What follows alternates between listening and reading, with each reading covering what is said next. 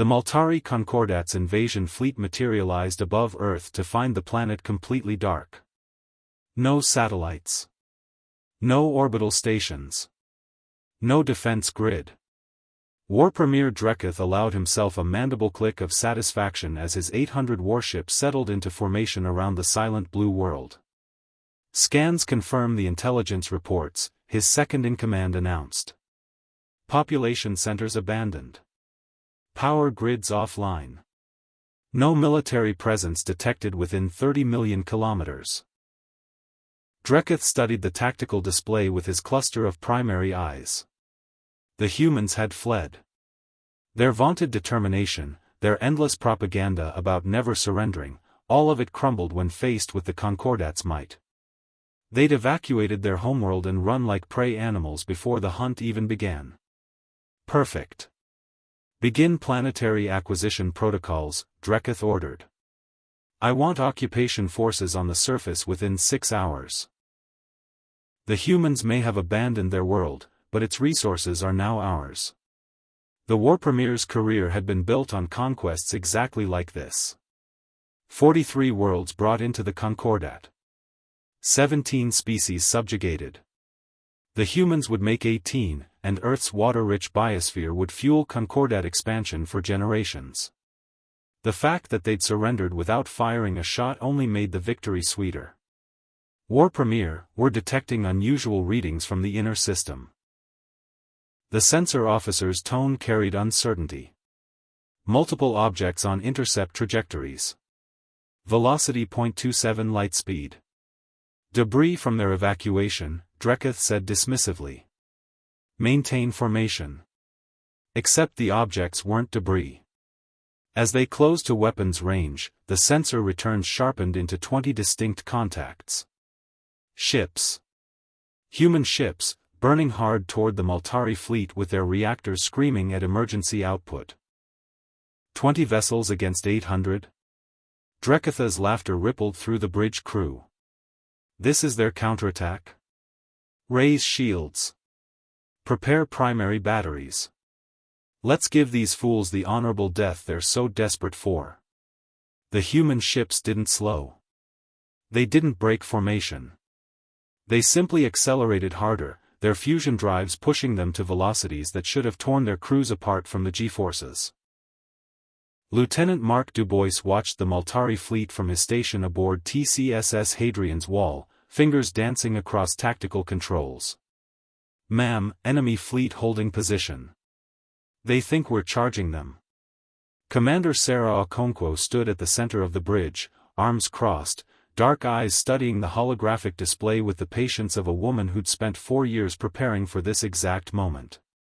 Good. How long until we reach the trigger line? 90 seconds, Chief Engineer Raj Kimathi reported from his station. Reactor output at 140%. We've got maybe 3 minutes at this burn before the containment starts degrading. We won't need 3 minutes. Okonkwo's voice carried absolute certainty. Ensign Park, open a channel to the fleet. All ships. The young communications officer's hands moved quickly. Channel open, Commander. All vessels, this is Hadrian's Wall. Maintain current acceleration. Do not deviate from approach vectors. Execute on my mark. Okonkwo paused, letting her words sink in across the 20 ships of Earth's defense force. They think we're desperate. Let them keep thinking that. Dreketh watched the human ships approach with growing irritation. They weren't even attempting evasive maneuvers. Target the lead vessels. Fire when they reach optimal range. The Concordat's particle beams lanced across 40,000 kilometers of space. 12 direct hits on the human formation. Shields flared and died. Hull plating vaporized. 2 human ships broke apart immediately, their reactors going critical in twin Novabrite explosions. The remaining 18 didn't even slow down. What are they doing? Dreketh's second-in-command stared at the tactical display. They're not taking evasive action. They're not returning fire. They're just Dying, Dreketh finished. Fire again. End this. Another volley. 3 more human ships destroyed. 15 left, still accelerating, still holding formation, now less than 30,000 kilometers from the Maltari fleet. On Hadrian's Wall's bridge, alarms screamed as a particle beam punched through the aft shielding and carved a trench across the hull. Hull breach, decks 9 and 10, Kimathi reported, his voice steady despite the violent shuddering. Sealing affected sections. Casualties? Okonkwo asked. 7 wounded. No fatalities. Good. Okonkwo's eyes never left the display. 28,000 kilometers. 25. 22. All ships, drop velocity in 3, 2, 1, mark. 15 human ships fired their reverse thrusters simultaneously. Deceleration slammed crews into their restraints as the vessels bled speed, dropping from 0.27 light speed to relative stop in less than 8 seconds. G-forces that should have killed everyone aboard. G-forces that would have killed anyone who hadn't spent years training in the high-gravity environments of Earth's deep colonies. And in that moment of deceleration, with the Maltari fleet spread out before them in perfect formation, the human ships fired. Not energy weapons. Not missiles. Not anything the Concordat's shields were designed to stop. Kinetic penetrators. Solid tungsten rods, 3 meters long and 30 centimeters thick, accelerated to 15% light speed by electromagnetic rails. Primitive. Crude. Unstoppable. The Concordat's particle shields might as well have been decorative. Designed to disperse energy weapons and deflect missiles, they did absolutely nothing against solid matter moving at relativistic speeds. The tungsten rods punched through shields, through armor, through the Maltari ships themselves like they were tissue paper. Dreketh watched in frozen horror as 18 of his heavy cruisers simply ceased to exist. The kinetic impacts released energy equivalent to strategic nuclear weapons. Ships didn't explode, they vaporized. The shockwaves tore through his formation, sending nearby vessels tumbling. Evasive action. Dreketh roared. Break formation. Return fire. But the human ships were already moving, their brutal acceleration carrying them through the Concordat formation before the Maltari gunners could track them. As they passed through the fleet, they fired again. And again. Each shot perfectly calculated. Each impact catastrophic.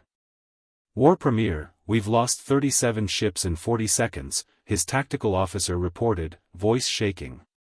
The humans are using ballistic weapons. Our shields. I can see what they're using. Dreketh's mandibles clacked in fury. Deploy countermeasures. Predictive targeting. Destroy them. Du Bois called out targets as Hadrian's Wall wove through the Maltari fleet, the ship's AI plotting trajectories faster than any organic mind could process. Dreadnought at 17,000 clicks, bearing 270. Carrier group at 22,000, bearing 095. Fire solutions locked, Okonkwo confirmed. Firing. The railgun's magnetic coils charged with a whine that resonated through Hadrian's Wall's hull. The tungsten rod launched, and 3 seconds later, a Maltari dreadnought's reactor containment failed. The explosion took 4 escort ships with it. Reload time 15 seconds, Kimathi announced. Reactor temperature climbing. We can't sustain this rate of fire much longer. We don't need much longer, Okonkwo said. All ships, Phase 1 complete. Execute Phase 2 withdrawal. The 15 surviving human ships broke formation, scattering in different vectors, each one burning at maximum acceleration away from the Maltari fleet. The Concordat's ships gave chase, but the human vessels were faster, their crews able to withstand G-forces that would have reduced Maltari physiology to paste. Dreketh stared at his tactical display. 53 ships lost. 53 ships destroyed by 20 human vessels using weapons technology the Concordat had abandoned 300 years ago as too primitive. War Premier, the humans are retreating, his second-in-command reported. Should we pursue? No. Drekatha's voice was hollow. Reform the fleet. Maintain orbital position. I want every sensor focused on that planet's surface. This wasn't a last stand. This was a probe. They wanted to see how we'd react. But the planet is abandoned, War Premier. The scans confirmed. The scans confirmed what they wanted us to see. Drekatha's eyes tracked the retreating human ships on the display. If they evacuated Earth, where are their refugee fleets? Where are the colony ships? Where are the billions of humans that should be fleeing through the outer system? Silence on the bridge as the implications settled over the crew. Send a priority transmission to Concordat High Command, Drekath ordered. Tell them we've encountered unexpected resistance. Tell them, he paused, choosing his words carefully. Tell them the humans are not fleeing. They're hunting. 300 million kilometers away, on the dark side of Luna, Commander Okonkwo watched the Multari fleet regroup through long-range sensors. Around her, in tunnels carved deep beneath the lunar surface, 15,000 personnel monitored displays, coordinated logistics, and prepared weapons that had been stockpiled for this exact scenario. They took the bait, Du Bois said quietly. Okonkwo nodded. Of course they did. Every species in the galaxy would take it. An abandoned homeworld, ripe for colonization? What conqueror could resist? She pulled up the tactical overview. But now they know something's wrong. They'll be cautious. Paranoid. Good, Kamathi said from his engineering station. Paranoid enemies make mistakes. How long do we wait? Okonkwo studied the Multari fleet. 800 ships, now 747, holding position above Earth's seemingly empty surface. Below them, in bunkers and underground facilities across 6 continents, 4 billion humans waited in absolute silence. No heat signatures. No electromagnetic emissions. Nothing but darkness and patience. We wait until they commit, Okonkwo said. They came here for Earth's resources. Eventually, they'll have to come down to take them. And when they do... She didn't need to finish. Everyone on the Lunar Command Center knew what happened next. They'd spent 4 years preparing. 4 years since the first Multari transmission had been intercepted. 4 years of warnings, construction, training, and a desperate gamble that humanity could turn its own homeworld into the largest trap in history. On the tactical display, the first Multari landing craft began their descent toward Earth's surface. The Multari landing craft descended through Earth's atmosphere in tight formations, 300 vessels carrying occupation troops toward what their sensors insisted were abandoned cities. War Premier Drekath watched from orbit, mandibles clenched, every instinct screaming that something was wrong. His instincts were correct. The first landing craft touched down in what had been downtown Shanghai. Hatches opened. Multari shock troops deployed onto empty streets, weapons raised, scanning for threats that sensors said weren't there. For 30 seconds, nothing happened. Then the buildings exploded. Not the landing craft. The buildings themselves. Carefully placed demolition charges brought skyscrapers down in choreographed sequence, creating a cascade of falling steel and concrete that crushed the Multari positions. 80 landing craft destroyed in the first 90 seconds, buried under millions of tons of rubble before their troops could fire a single shot. Ambush! Drekatha's tactical officer shouted. All landing zones reporting. The tactical display lit up like a star chart. From Chicago to Mumbai, from Berlin to Sao Paulo, every major city erupted in coordinated destruction. Humans had turned their own infrastructure into weapons, sacrificing their monuments and achievements to trap the invaders. But that was just the opening move. From underground bunkers across 6 continents, artillery batteries that had been silent and hidden for 4 years opened fire simultaneously. Not conventional shells. Guided munitions with seekers locked onto the specific thermal signatures of Maltari drop ships. The sky filled with contrails as thousands of missiles streaked upward. In the Lunar Command Center, Okonkwo watched the tactical feeds with grim satisfaction. Surface batteries reporting 94% target acquisition. Enemy landing force compromised.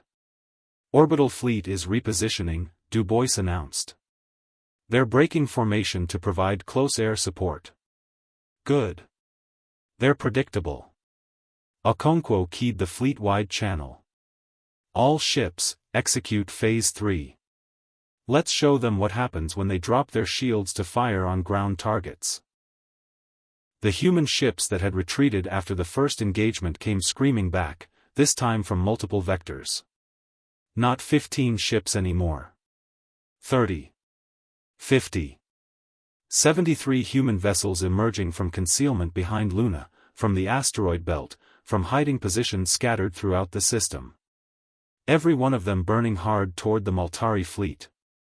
Dreketh stared at the tactical display in disbelief. Where did they come from? Scans showed only 20 ships. They masked their signatures, War Premier.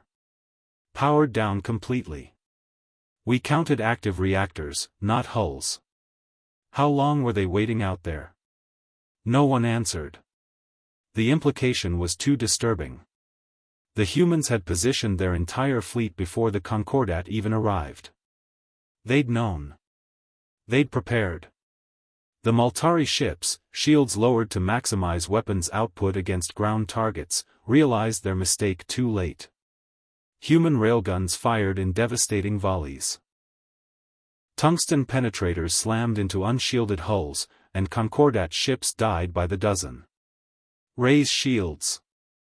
Dreketh commanded. Break off ground support.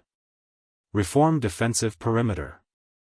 But raising shields meant stopping bombardment, and stopping bombardment meant abandoning the landing forces. The War Premier's hesitation cost him 14 more ships in the span of 20 seconds. On Earth's surface, in the ruins of what had been London, Maltari troops scrambled for cover as human ground forces emerged from underground positions. Not professional soldiers in the traditional sense. These were civilians, teachers, engineers, factory workers. Who'd spent 4 years training for urban warfare in the very streets they'd grown up in. They knew every building. Every tunnel. Every sight line.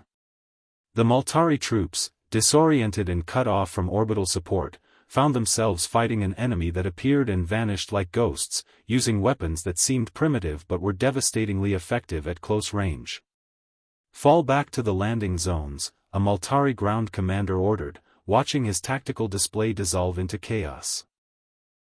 Request immediate extraction. Negative, came the response from orbit. Landing zones compromised. Orbital fleet under heavy assault. You're on your own. Commander Sarah Okonkwo listened to the intercepted Maltari communications with cold calculation. They're breaking. Du Bois, status on the orbital engagement? Enemy fleet attempting to reform. We've destroyed 183 ships total. They're trying to create a defensive sphere around their command vessel. Raj, how's our reactor looking? Kimathi checked his readouts. Temperature nominal. We can sustain fire for another 40 minutes at current rate. The Maltari ships are running hotter though, their reactors weren't designed for this intensity of combat. Exploit that. Okonkwo pulled up the target priority list. Focus fire on their heavy units. Make them choose between defense and heat management. Every second their reactors run at combat output, they're cooking themselves. The human fleet moved with precision that made the Concordat's formations look clumsy by comparison. 73 ships operating as a single organism, sharing targeting data, coordinating fire patterns, covering each other's approach vectors with an efficiency that came from years of simulation and drilling. War Premier, enemy vessels are employing coordinated attack patterns, the tactical officer reported. Our point defense can't track this many simultaneous threats. They're operating like a swarm. Dreketh watched another dreadnought die, its reactor containment breached by 3 tungsten rods that hit within milliseconds of each other. They learned from us. We use hierarchical command structures. Single points of failure. The humans. He trailed off, understanding dawning with horrifying clarity. They have no command ship. No central authority. Every vessel is autonomous. How is that possible? The coordination required. They don't need coordination when every captain has the same training, the same tactical database, the same objectives. Dreketh's voice was hollow. You can't decapitate an enemy that has no head. You can't break their chain of command when every ship is the command. On Hadrian's Wall, Okonkwo smiled grimly as another Multari heavy cruiser broke apart under concentrated fire. All ships, they're trying to retreat to high orbit. Cut off their escape vectors. Pin them against Earth's gravity well. The human fleet adjusted course instantly, 73 ships moving in perfect synchronization to block every route away from the planet. The Multari fleet found itself trapped between Earth's gravity and an enemy that refused to let them disengage. War Premier, we must withdraw, Dreketh's second-in-command urged. We've lost over 200 ships. Our ground forces are being massacred. This entire operation was designed to fail from the beginning, Dreketh finished bitterly. He studied the tactical display, seeing it clearly now. The empty planet. The small initial defense force. The seemingly desperate charge. All of it calculated to draw the Concordat in, make them commit, make them lower their guards. They wanted us to think we'd won before the battle even started, he said quietly. They wanted us overconfident. Spread out. Vulnerable. A priority transmission cut through the command channel. War Premier Dreketh, this is Commander Sarah Okonkwo of the Terran Defense Force. I'm opening a direct channel because I want you to understand something. Dreketh gestured for his communications officer to accept. The human's face appeared on the display, dark-skinned, calm, with eyes that held no mercy. You asked your sensor officer where the refugee fleets were, Okonkwo said. Where the billions of evacuating humans should be. The answer is simple, we never left. 4 billion people are on Earth right now, in shelters we built over 4 years. Shelters designed to hide thermal signatures, electromagnetic emissions, everything your sensors were looking for. She leaned forward slightly. You invaded an occupied planet thinking it was abandoned. You brought your entire fleet into a kill box. You landed troops in cities we'd already turned into graves. And now? Her smile was cold. Now you're going to learn why humans don't run from death worlds. We turn them into fortresses.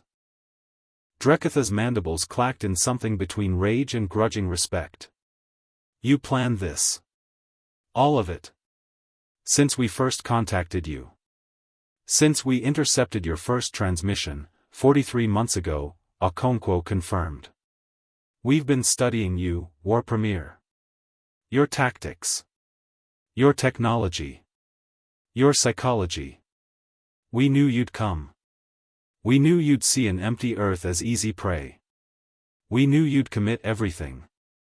She paused. How does it feel to realize you're not hunting us? We're hunting you. The transmission cut. Dreketh stood in silence for a long moment.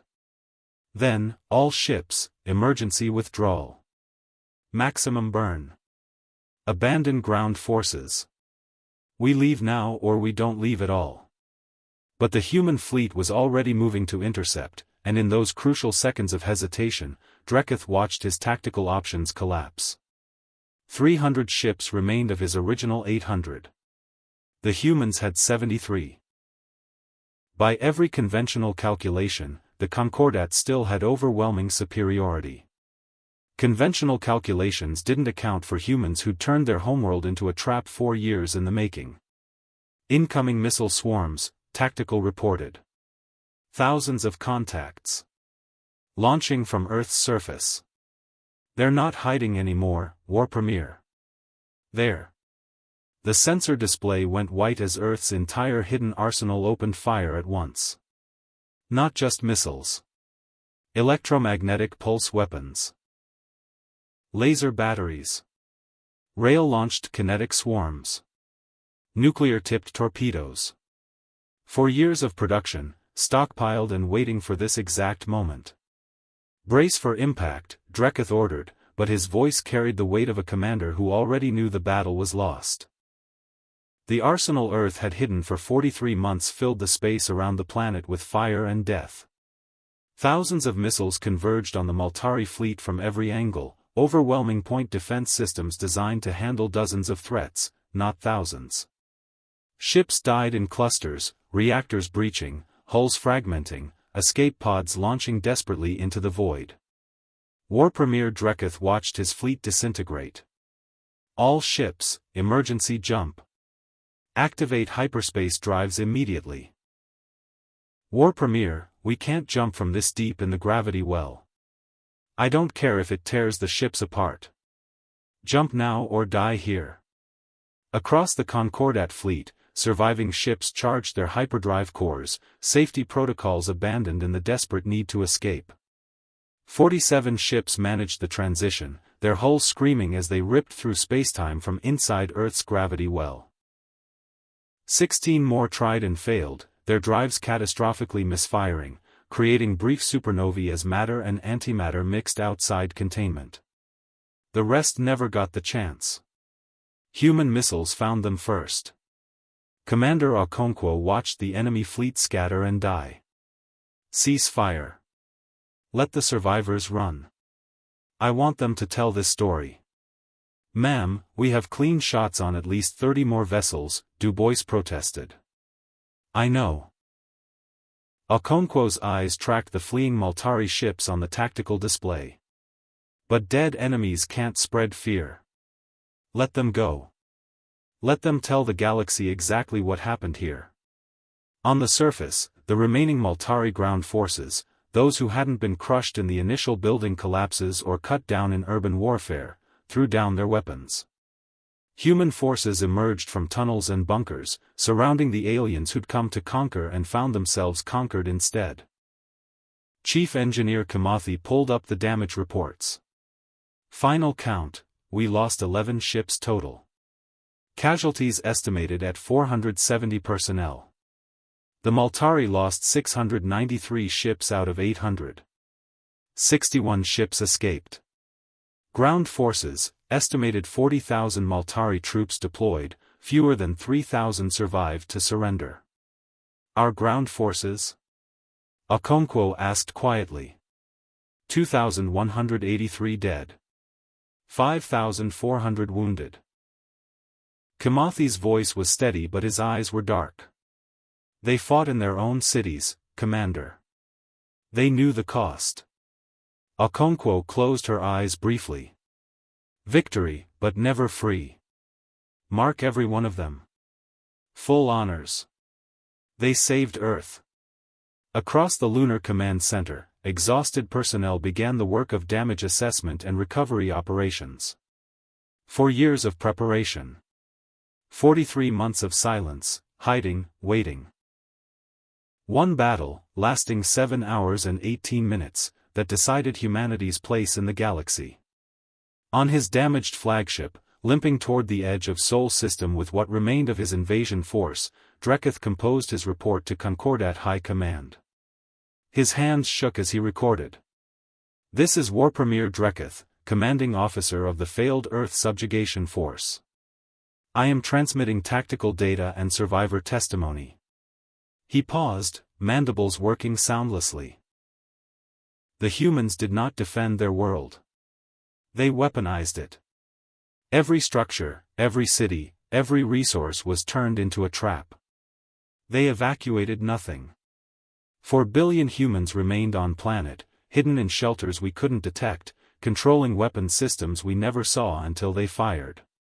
He pulled up the casualty reports, the numbers still incomprehensible.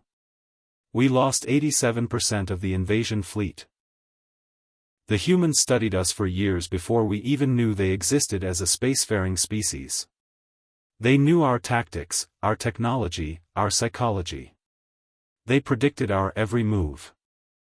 Drekatha's voice dropped. Recommendation to High Command, reclassify Sol system as Omega-level threat. Permanent exclusion zone. The humans are not to be contacted, provoked, or approached under any circumstances. They are apex predators masquerading as prey. We thought we were hunting them. We were wrong. He ended the transmission and stared at the view screen showing Earth receding behind them. Beautiful. Deceptive. Deadly. A blue jewel that had consumed an invasion fleet like a carnivorous plant consuming insects. In the Lunar Command Center, Ensign Park looked up from her communication station. Commander, we're intercepting transmissions. Multiple species monitoring the battle. Let me hear them. Park routed the signals through the bridge speakers. Voices in dozens of languages, all saying variations of the same thing. Confirmed, the Multari fleet was destroyed. Humans remained on the planet the entire time. Concordat invasion force eliminated in less than 8 hours. Updating threat assessments immediately. One transmission stood out. A Quilix diplomatic vessel, 30 light-years distant, speaking to its homeworld, revise all strategic planning. Earth is not a target. Earth is not a prize. Earth is a warning. Mark their system restricted. Permanent avoidance protocols. Okonkwo allowed herself a thin smile. The message was spreading. Good. Lieutenant Dubois stood from his station, exhaustion written across his features. Ma'am, what do we do now? The galaxy knows we're here. Knows what we can do. Now? Okonkwo looked at the tactical display showing the solar system, scarred but unconquered, their homeworld intact, their people alive. Now we rebuild. We strengthen. And we make it very clear that Earth doesn't start wars. She met Dubois's eyes. But we finish them. Across the human fleet, damage control teams work to repair battle-scarred vessels. On Earth's surface, civilians emerged from shelters to survey cities transformed into battlefields. 4 billion people who'd spent 4 years in darkness, in silence, waiting for an invasion they'd known was coming. People who'd sacrificed comfort, normalcy, peace itself to set the greatest trap in human history. In New Shanghai's ruins, a teacher-turned-soldier stood among the wreckage of buildings she'd helped demolish, looking at the Multari dropship crushed beneath millions of tons of concrete and steel. Her hands still shook from combat, but her eyes were clear. We did it, she whispered. We actually did it. Around her, others emerged. Engineers who'd spent 3 years installing demolition charges in their own city's foundations. Office workers who drilled for urban combat in the streets where they'd once commuted. Parents who trained in weapons handling while their children learned survival protocols in underground schools. Ordinary people who'd become extraordinary defenders because the alternative was extinction. Commander Okonkwo stood at the Lunar Command Center's main viewport, looking down at Earth. 43 months of preparation. 7 hours of battle. Victory purchased with blood and sacrifice, but victory nonetheless. The Multari had come expecting easy conquest and found instead a species that turned its own homeworld into a weapon. Kimathi approached quietly. The President is requesting a status report. Tell her we held. Okonkwo's voice was soft but carried absolute certainty. Tell her Earth stands. Tell her the galaxy knows what happens when you underestimate humanity. She thought about the Multari ships fleeing into the darkness, carrying their story to every corner of known space. About the aliens who'd monitored the battle and would update their star charts accordingly. About the message humanity had sent, written in burning wreckage and shattered fleets: we are not prey. We are not victims. Come for Earth and you die here. Across the Lunar Command Center, exhausted personnel began to stand and cheer. Not loudly. Not triumphantly. Just the quiet acknowledgement of people who'd done something impossible and survived. Okonkwo let them have their moment. They'd earned it. All of them. The fleet crews who'd faced 800 ships with 73 and won, the ground forces who'd fought in the ruins of their own cities, the billions who'd hidden in darkness for years waiting for this day. Earth didn't run. Earth didn't surrender. Earth set a trap and waited with the patience of apex predators for prey to walk into the kill zone. War Premier Drekatha's final transmission to the Concordat contained one line that would echo through galactic strategic planning for generations. They call their world a death world. We should have listened. Du Bois appeared at Okonkwo's shoulder. What do you think happens now, Commander? Will others try? Okonkwo watched Earth slowly rotate beneath them, beautiful and deadly, a world that had just proven itself unconquerable. Maybe. Probably. The galaxy is full of species who think they're the apex predators. She smiled slightly. Until they meet us. She turned from the viewport, already thinking about the next phase. Rebuilding. Strengthening. Making sure the next time. Because there would be a next time, humanity was even more ready. Send a message to all human colonies, she ordered. Earth held. The trap worked. We're still here. She paused. And we're not hiding anymore. The galaxy had seen what happened when you invaded an empty Earth. Now they'd learn what an active, aware, prepared humanity could accomplish. The Multari had come hunting easy prey. They'd found Earth instead.